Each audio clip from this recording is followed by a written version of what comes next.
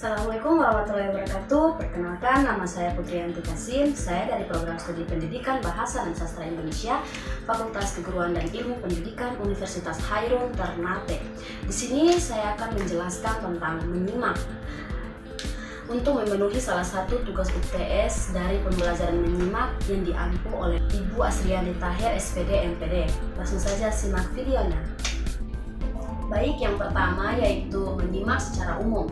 Menyimak adalah suatu proses mendengarkan lambang-lambang lisan dengan penuh perhatian, pemahaman, serta interpretasi dalam informasi.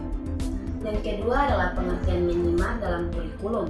Pembelajaran menyimak dalam kurikulum 2013 terkesan dalam pembelajaran teks yang beragam. Pembelajaran keterampilan berbahasa tidak diajarkan secara terpisah, tetapi secara terpadu bersama dengan keterampilan berbahasa yang lain. Yang ketiga adalah media pembelajaran dalam menyimak. Yang pertama yaitu audiovisual. Audiovisual dalam menyimak ini yaitu terdapat gambar dan juga suara. Ya, contohnya seperti video cerita ataupun video-video lainnya yang terdapat sebuah gambar dan juga suara. Dan yang kedua yaitu media audio. Di sini media audio adalah media yang di dalamnya hanya terdapat atau hanya terdengar suaranya tanpa ada gambar. Yang keempat adalah yaitu menjelaskan pembelajaran menyimak bersifat reseptif. Bahasa reseptif adalah kemampuan berbahasa lisan yang dapat didengar dan juga dibaca. Kemampuan reseptif ini bersifat input atau masukan. Jadi jika disangkut pautkan atau dikaitkan dengan menyimak, bahasa reseptif ini sangat berpengaruh baik bagi menyimak karena kedua pengertian tersebut sangat begitu jelas dan sangat mirip. Keduanya yaitu tentang mendengarkan dan juga tulis dan membaca. Baik, yang kelima yaitu strategi pembelajaran menyimak dalam kurikulum. Strategi dalam pembelajaran menyimak dalam kurikulum ini yang pertama yaitu kognitif. Strategi kognitif di dalam menyimak adalah merupakan strategi yang fokus pada proses. Strategi yang kedua adalah yaitu metakognitif. Metakognitif adalah strategi yang berfungsi mengolah dan memfasilitasi proses mental.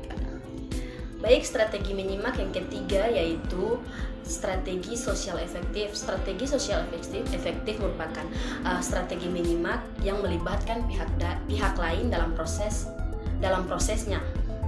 Yang keenam yaitu perencanaan. Perencanaan di sini terbagi menjadi dua. Yang pertama yaitu pemetaan dan yang kedua yaitu persiapan. Yang ketujuh yaitu implementasi. Implementasi yaitu pelaksanaan pembelajaran keterampilan menyimak memerlukan pemahaman guru terhadap kompetensi yang diajarkan, termasuk pendekatan, strategi dan juga metode yang telah dipilih oleh seorang guru. Selanjutnya yaitu evaluasi. Evaluasi yang pertama di sini yaitu melontarkan pertanyaan-pertanyaan yang berkaitan dengan isi teks. Yang kedua yaitu mengungkapkan kembali apa yang telah disimak dalam bahasa lisan dan tulisan. Yang ketiga yaitu mempraktekkan apa yang telah disimak, dan yang keempat adalah meringkas apa yang telah disimak. Ketujuh yaitu penilaian menyimak yang menjelaskan tentang rubrik. Rubrik dapat dimodifikasikan atau disesuaikan berdasarkan jenis atau genre teks sehingga alat evaluasi yang digunakan valid.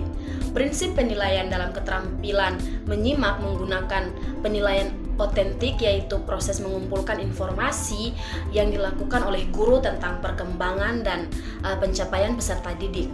Capaian pembelajaran dalam kurikulum merdeka merupakan pembaharuan dari kompetensi inti dan kompetensi dasar yang dirancang untuk memuaskan fokus pembelajaran terhadap pengembangan kompetensi. Dalam K13 kurikulum nasional yang terdahulu lainnya ditujukan untuk kompetensi, sehingga kurikulum ini meneruskan upaya tersebut.